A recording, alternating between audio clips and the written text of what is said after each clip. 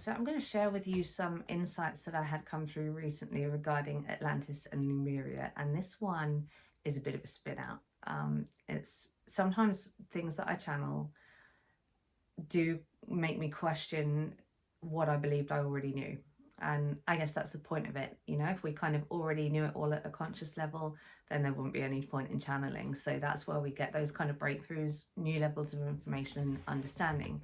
But, you know, take what you want with this. If it resonates, great. If it doesn't, then that's absolutely fine. We're all experiencing reality according to the consciousness that we've projected at it. And what they were explaining to me was that Lemuria wasn't a physical place. That's the part I found challenging because I have memories of Lemuria, of a past life there.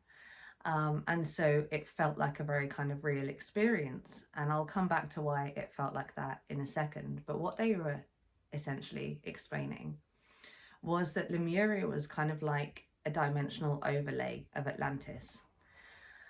And that kind of correlated with some of the things I already believed about it, because I believed that they existed pretty much at the same time, whereas I know some of the schools of thought was that Lemuria was earlier. And I always felt like there was a lot of correlation between the two existences, and that Atlantis was a physical place.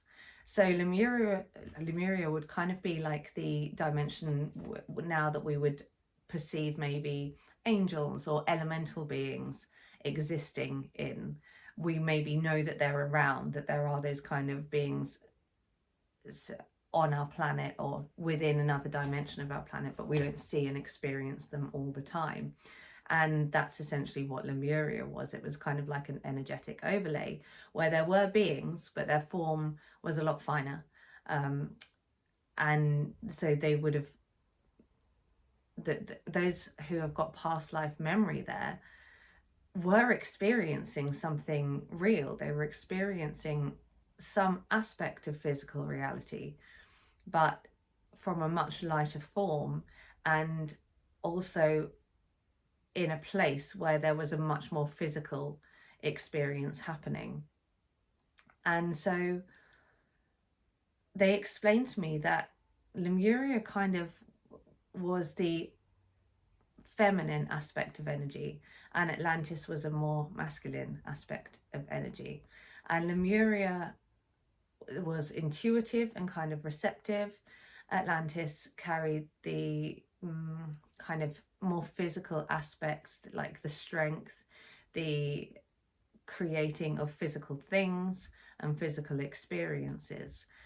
And when the two were in balance, then the energy of Atlantis was able to ground the intuition of Lemuria, which is why it was kind of this utopian experience when it was at its highest point. But that at some point Lemuria started to receive distortion.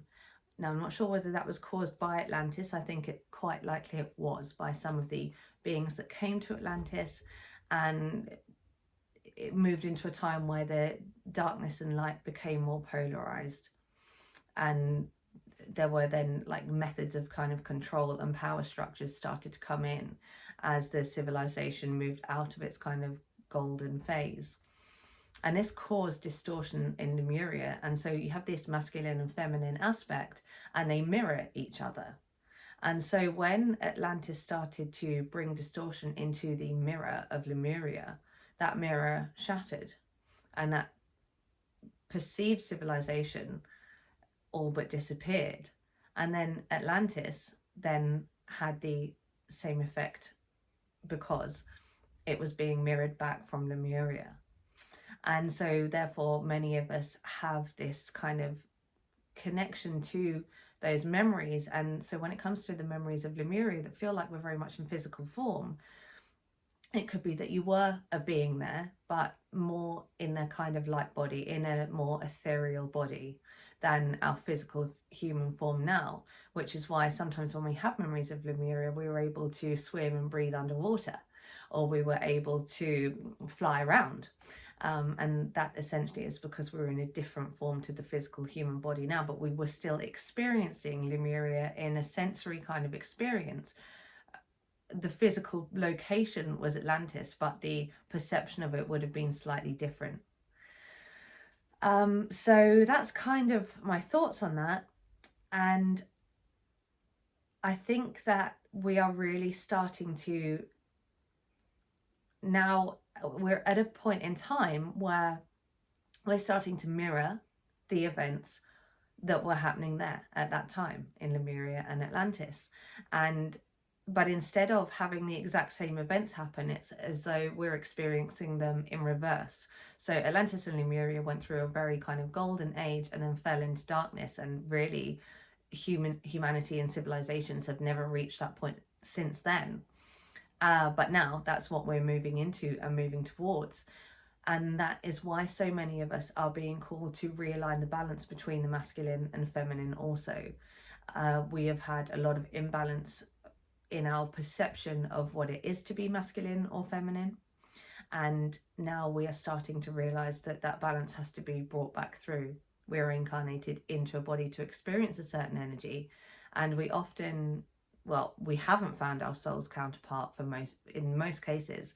Many of us spend the lifetime looking for that polar opposite energy, the counterpart to us, the spark that is always connected to us, but we often don't find in physical form.